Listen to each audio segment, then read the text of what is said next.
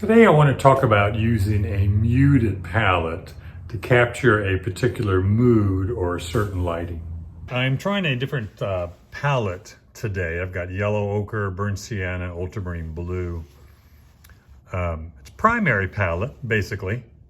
Got yellow, red, and blue, but it's a primary palette with two earth colors and a blue. So it's more of a muted palette, and I want to see how that works on this painting here. This is the thumbnail, Southern Utah. And what I have is a range of about 3 or 4 values here. And the important thing is the big shapes, how I arrange these shapes and use those simplified values. If I keep those simple, the values and the shapes, my color will be a lot easier to deal with or to figure out. Not easy. Color's never easy, but I can make it more simplified and come up with something that works better. So the more I can simplify shapes and values, usually the better the color.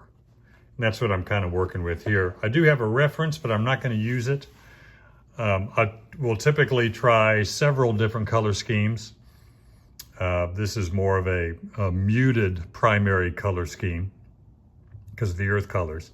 I could also try, split complementary color schemes. Analogous color scheme would work very good.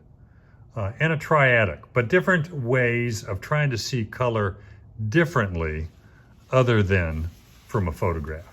Not that I don't use photographs, use them all the time. A lot of times together with an outdoor sketch, but when I don't, I want to kind of figure out the colors that I want to use despite the photograph. Photograph sometimes gives me good ideas color-wise, but try and think of it as just a place to start, not a place to end with the photograph, because I don't want the photographic color. So with this kind of muted primary palette, I get an orange with yellow ochre and burnt sienna. I get green with ultramarine blue and yellow ochre. Then I get a violet, this very grayed violet with ultramarine blue and burnt sienna. Again, burnt sienna is a red, so red and blue gives you violet. In this case, it's just really muted. I don't need to mute this anymore. It's pretty much grayed because of the burnt sienna and blue together. But if I want to mute the orange, it's mixing the yellow and the red. The only color left is blue, and that's going to be the complement to mute it. Same thing with the blue and yellow. That gives me the green. The only color left is the red or burnt sienna, and that's the complement to mute that. So I can work out my range of colors and values on the palette even before I start to some degree. I can mix the green and have 5 or 6 or 8 or 9 values of the blue and yellow ochre. And I can have it more of a yellow green or a blue green or a green green. There's 3 different colors right there. Same thing with the orange. It can be more of a yellow orange, more on the yellow side, or red orange, more on the red side.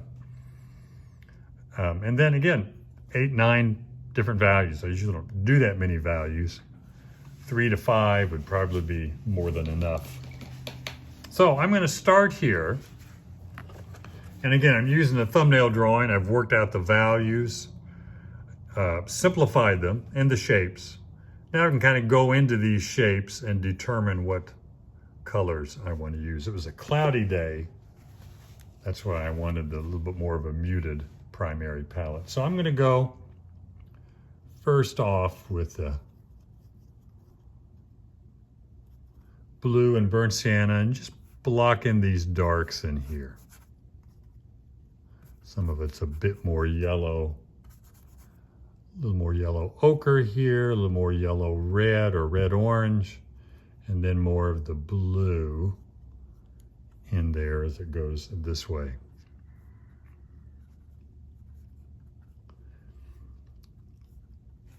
And the more I can think in terms of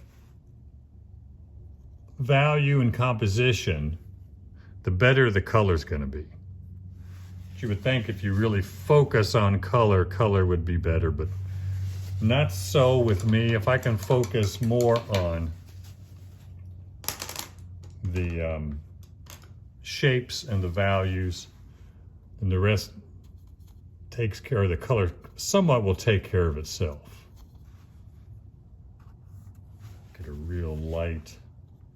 Again, several value changes on this rooftop, going from more of a muted violet, the blue and burnt sienna, to white and yellow ochre, slightly muted.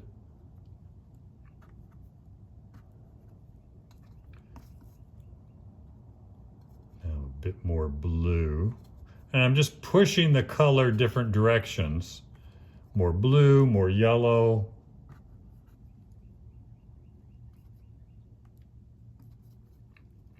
But the focus is more on the value.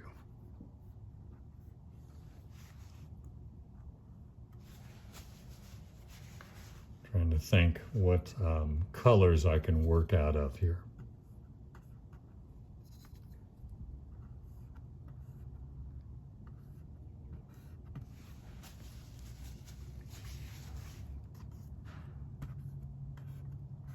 And it's a color sketch, trying to work out colors, so I'm not worried about finish or I'm just trying to think outside of the box color-wise and see what that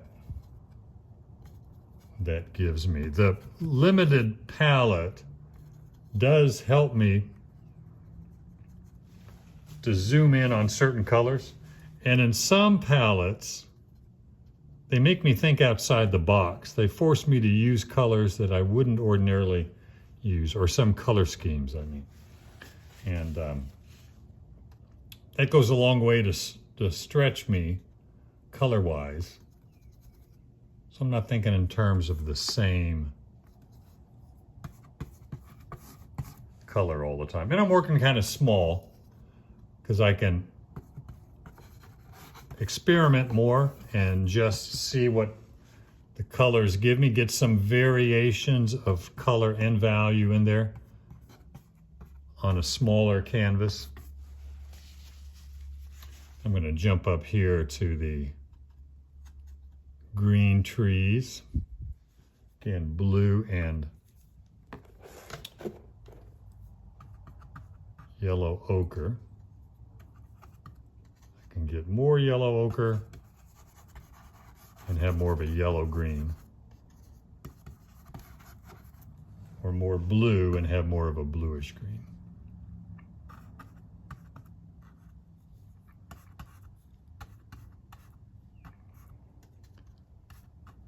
Letting the brush strokes kind of take over to some degree.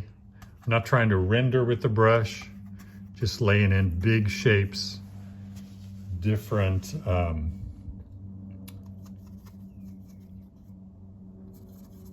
different strokes or different directions for the strokes to get some variation.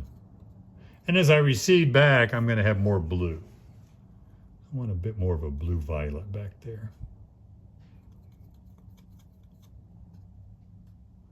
But the value is what's going to make it work.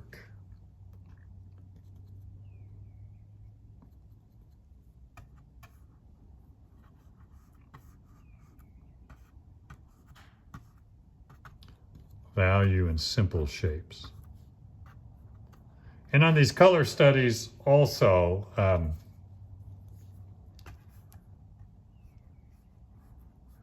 what I was going to say. Oh, thick paint. It does not help, doesn't help me anyway, to try thin paint when I'm trying to do kind of a color study to get some different ideas color-wise. Because thin paint just doesn't make an impact. The thick paint does. And I can see a little better of how the colors are interacting, what colors have more impact.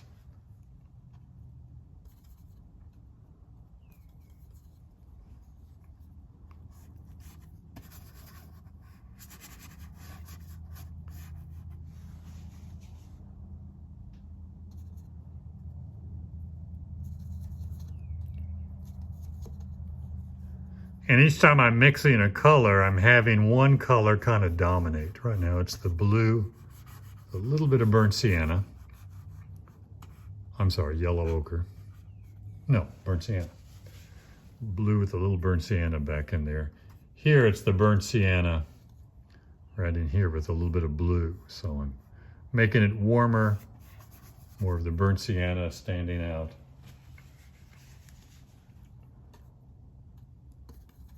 Sky-wise, or the sky, it's a cloudy sky, but I want it a little warmer because the sun is behind the clouds. So it's warming the clouds up from the backside. I could probably cool that off just slightly with a little blue.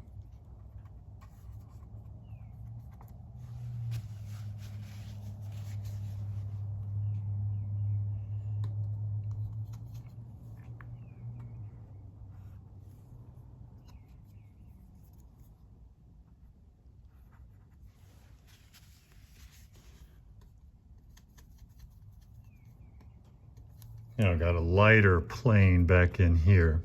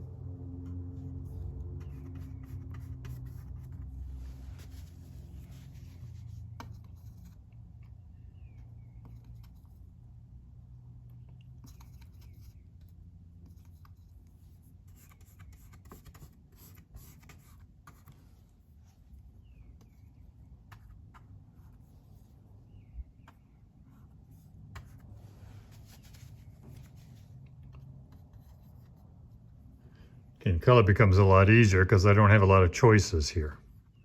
Focusing more on value and temperature.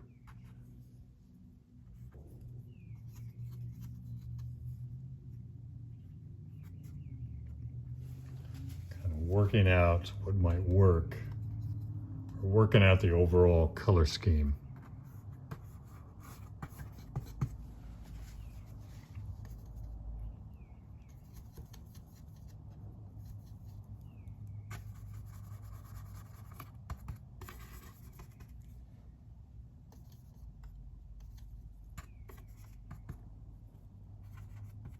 Now there's a few areas of pretty strong color.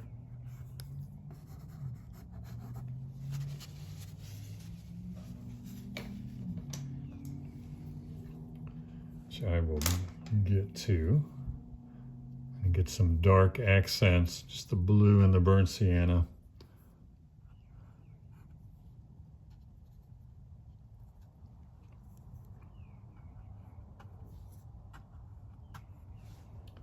Cool down inside there with those hay bales, way down deep in there.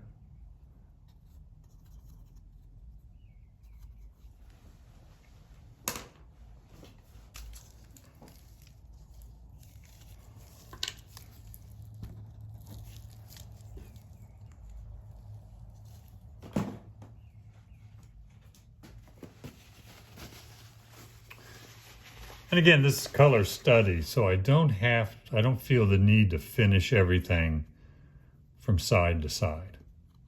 Even on a finished painting, I don't always feel the need to do that. It sometimes can kind of kill the painting if you overdo the finish.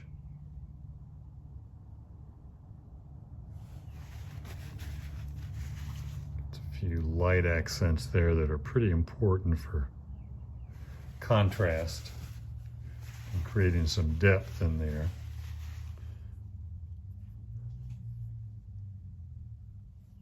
And a few brighter,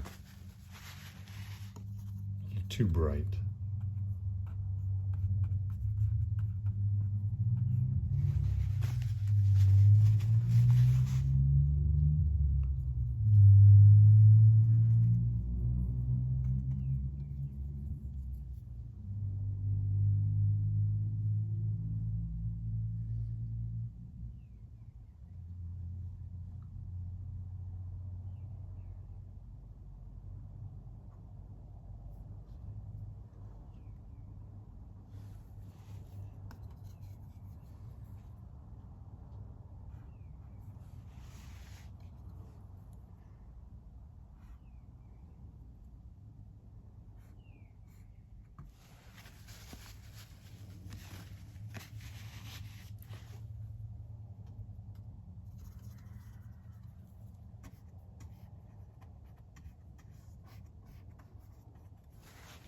value change in the mountains up there. This is too light. It just blends into the same value as the plane down here. Just too close in value, so it kind of flattens out the painting a little bit. So I'm going to darken that.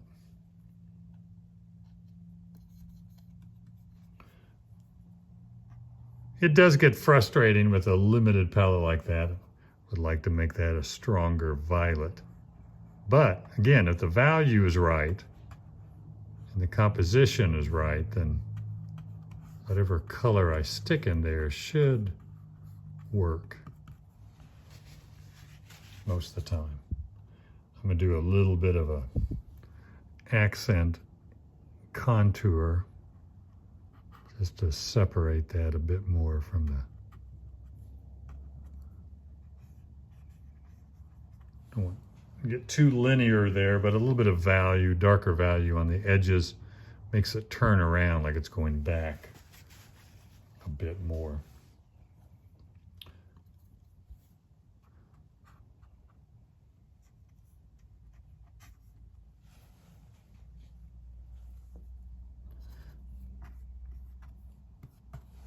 All right, and that'll do it.